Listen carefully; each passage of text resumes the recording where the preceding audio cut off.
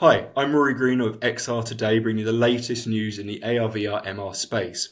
Today, I am joined by two individuals representing a recent acquisition worth 45 million, led by Infinite Reality picking up the MR headset vendor Zappar. Thank you both so much for joining me, Karen and Caspar. Could you please introduce yourself and perhaps introduce the company, the recent acquisition, before we get too deep into the subject matters at hand? Sure. Well, my name is Karina Kogan. I am the Chief Marketing Officer of Infinite Reality and the president of one of our divisions called Infinite Reality Studio. Infinite Reality is, we consider ourselves an innovation company working in immersive experiences. So spatial computing, AI, XR, which is obviously what led us to Zappar. And Zappar is so much more than a headset. So I actually would love for Caspar to introduce himself and tell you about Zappar, because it will sort of make sense why we acquired the company. Thanks, Karina.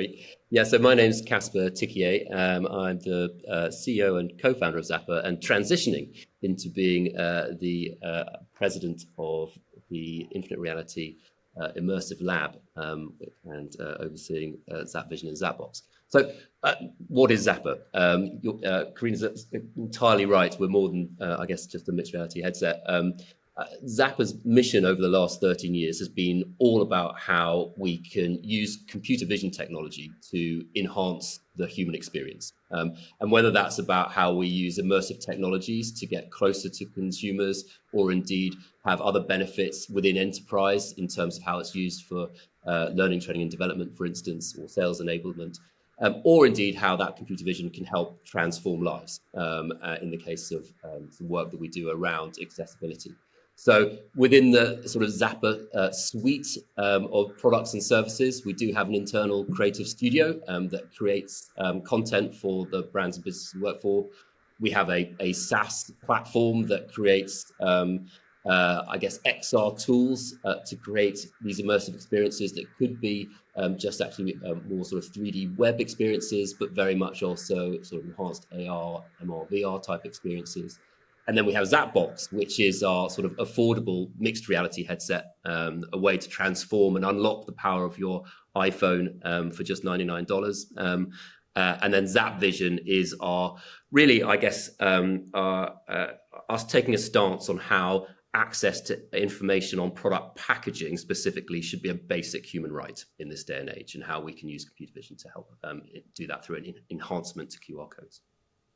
Fantastic, thank you.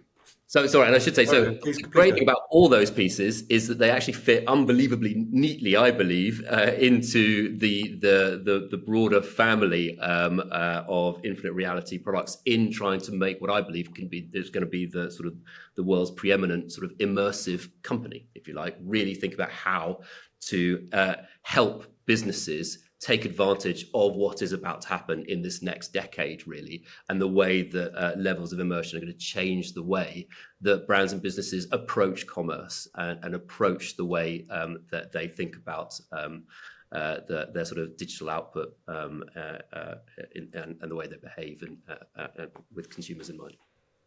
Fantastic, and thank you so much for that. You really lead into my next point there, and that's really to dissect the Infinite Reality acquisition a little bit more. And just to follow on to those points that you said, Caspar, before we move on to the Infinite Reality point of view of this acquisition, could you give us a little bit of a briefing into what that multi-million acquisition means for Zappar's roadmap, product vision, and those points there you mentioned too, with the business, with the way businesses take part in this technology. This technology is in its infancy still, so I imagine there's a piece there of helping brands, businesses use this for the first time via this accessible method. So it'd be great to learn a little bit more about that. And perhaps is there also a piece about boosting XR in the UK and how brands are adopting that product in the UK? And again, it'd be great to hear from the Infinite Reality side too.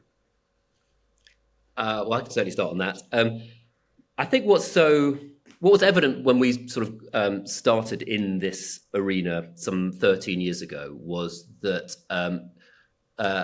the broad adoption of augmented reality, virtual reality, XR was going to take a number of years, and that it was always going to be a marathon rather than a sprint, because there were so many different things that needed to come together in order for that to be something that any normal person would want to engage with or feel is important in their lives. And I guess it's that transition where you go from something that starts as almost like a toy but turns into a tool, goes from that kind of just point of inspiration into something that can be instructional and a real utility in people's lives. And I think that's sort of the journey that we've been on. And for us, it's been about, how do you actually make sure that we continue to be pioneering this technology and stay on the pitch? And there's a point at which actually you realize that you're entering an entirely new phase where the great products and indeed the great people that we have, in order to level that up and make that something that is going to be achieve that mission of democratization and have that impact more globally, you need a partner. And you need someone that has scale, and you need someone that really sees the world and that potential vision as you do, but has a bigger footprint, has a greater ambition, in order to be able to sort of, I guess, turbocharge that. And that's where I think our sort of commonality and interest in the conversations we've had with Infinite Reality were born. And, we just get more excited about the fact how we could bring our bits of the technology into that broader suite. I think to your point on the UK, I've always believed that actually when you do trace back a lot of the key alumni in and around augmented reality, it does go back to both the University of Cambridge and indeed the University of Oxford in terms of what was happening in those engineering departments in a sort of specific period of time, and where those alumni have ended up around the world and how they've sort of also influenced what's happened within that technology. And I guess we've been fortunate as Zappar to have two of those individuals as a part of our founding team, Dr. Simon Taylor and Connell Gold, but there are many who have also gone into Meta and Snap and all other places. And so I actually think that there is an untold sort of British story about actually the influence that, as a small island, we've had in XR that doesn't get talked about too much because, not surprisingly, the center of focus is in Silicon Valley and in the US, and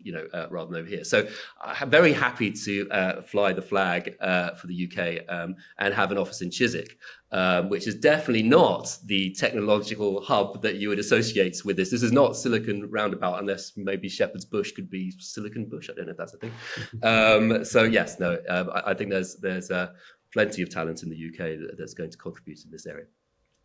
Fantastic. It'd be great to hear a little bit about the infinite reality side of things as well, Karina. Yeah, I mean, look, like many companies at our stage, we are focused on scaling. And there's lots of ways you can scale, you can build, you can buy, you can partner. I think we're entertaining all build, buy, and partner options. And in this instance, it made a ton of sense for us to acquire Zappar because of all of their amazing accomplishments on the product side, their incredible relationships with major brands from Nestle to Unilever to NBC Universal, an incredible, kind of long list of case studies and learnings and wonderful IP that adds a tremendous amount of value to our portfolio. And then when you think about, okay, you've acquired a company that has all of these capabilities, that has this tremendous product portfolio, that has all this incredible IP. The other part of scale is sales and marketing. And that's where I think Infinite Reality is very well positioned and well capitalized to take all of these assets, bundle them together, and go to market now with a much bigger and more compelling bag of tricks to go to major brands, even brands of all sizes, because we collectively also have SaaS offerings that are designed for that small to medium size, that sort of middle market consumer who wants to dabble in the technology, wants to build experiences, but don't have agency budgets.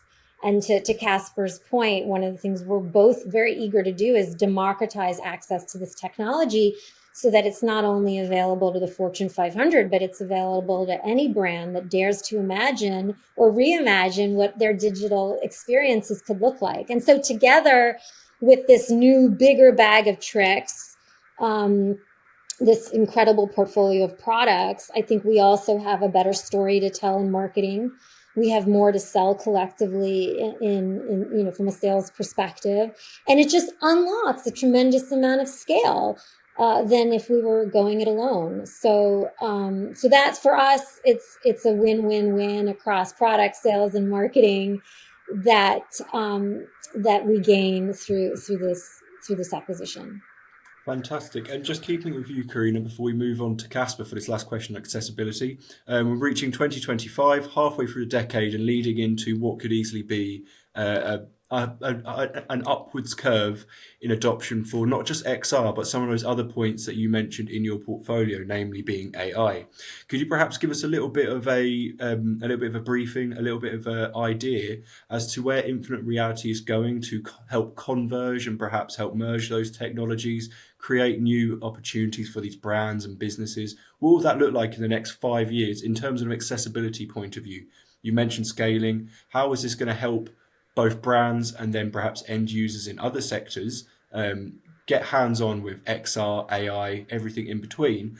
And then Caspar, following that, it'd be great to learn a little bit more from your perspective how the accessibility to wearables, namely headsets, is going to increase perhaps with more optics going towards smart glasses and the likes of Orion from Meta, for example. How's that all going to go in the next 5 years? Okay, so I'll start, since the first part of your question was for me. So I think accessibility and scale are essentially flip sides of the same coin, right? The more accessible products are, the easier the better they scale. As far as AI is in many ways becoming the great equalizer of a lot of industries, because it's taking what used to be complex tasks and making them much easier, right? Reducing the skill required to execute through the technology. And some argue that there's good and bad sides to that. We don't need to have a theological debate or whatever, but when it comes to AI empowering more creators and more businesses to take advantage of the tools that we're putting in their hands, to use AI to get to market more quickly, to design, build more quickly, and then also the power of AI for the end user to get onboarded more quickly, right? So we're looking at AI on both sides of the equation. How do we use AI to make creator tools easier to use, more accessible, more fun, more dynamic, allow you to get to market more quickly with whatever it is that you want to create? And then also on the end user side, how do you use AI to make experiences more sticky, more fun, more easy to understand, more delightful? So we're leveraging AI, like I said, on every side of the equation. As far as what that does for accessibility, like I said, I think it lowers the barrier to entry materially, right? Where previously you would need to know spatial computing to design a 3D website, now you can use AI to command, the AI kind of what kind of experience you're looking to build, and the computing happens programmatically, right? So there's lots of examples like that where, we're early on the journey, where we see the convergence of AI and all these other immersive technologies creating an unlock to make experiences more ubiquitous. Fantastic. And Caspar, it'd be great to learn a little bit more about the side of accessibility, but coming from hardware, MR, AR headsets, for example, leading into the next 5 years and into 2030. Yeah, and I'm always one to try and make sure that we keep grounded in the present rather than be too future facing, because I think if one thing is true of sort of XR is too much future gazing, you can be proven wrong very, very quickly.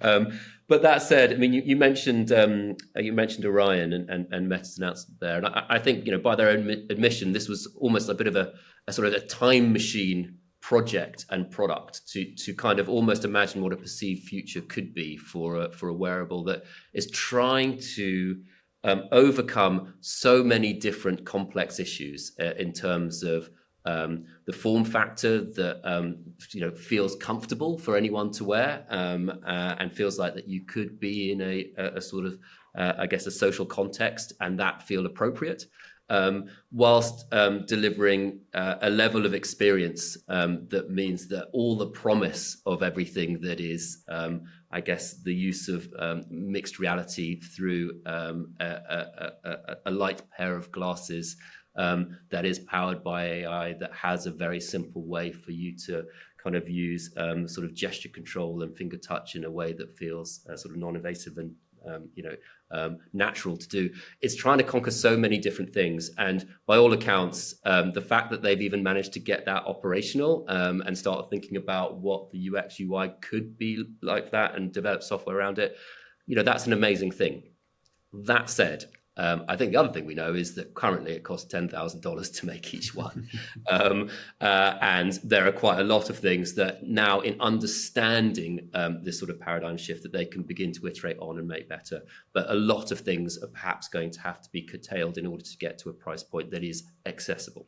So I think there's a broad spectrum yet to come of what is this movement from, I guess, where the industry now wants to take it, which is how do we get away from something that is locked to a device that you have to hold, and being something that it's actually something that you can wear.